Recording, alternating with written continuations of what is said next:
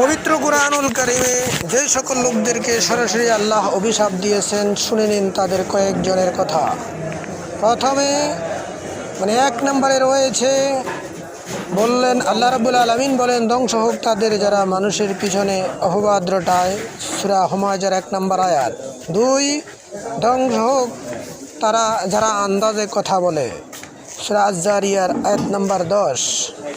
3, ধ্বংস হোক তাদের। 4, ধ্বংস হোক ওই সকল লোকদের যারা আল্লাহর নামে অযথা মিথ্যা কথা রটায়।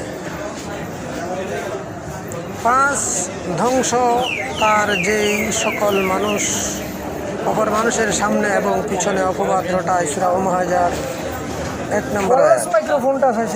6, ধ্বংস হোক সকল মিথ্যাবাদীর, মিথ্যা পাপাচারীর। সূরা জাসিয়ার আয়াত নম্বর 7। ধ্বংস হোক তার যারা পরিমাপে কম দেয়।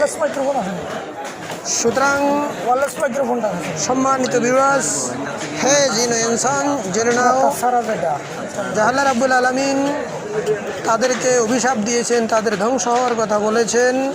তারা হলো যারা মানুষের পিছনে সামনে মানুষের নামে অপবাদ রটায় এবং আল্লাহর নামে মিথ্যে কথা গুজব রটিয়ে চড়ায়, এবং যারা আল্লাহর সাথে শরীক করে, এবং যারা মিথ্যাবাদী, পাপাচারী, এবং যারা পরিমাপে কম দেয়।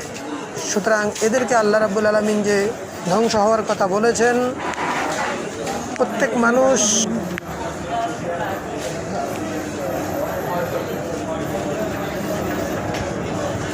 তাই প্রত্যেক মানুষের উচিত মিথ্যা অপবাদ রটানো থেকে, মিথ্যে কথা বলা থেকে, শিরিক করা থেকে এবং পরিমাপে কম দেওয়া থেকে বিরত থাকা উচিত।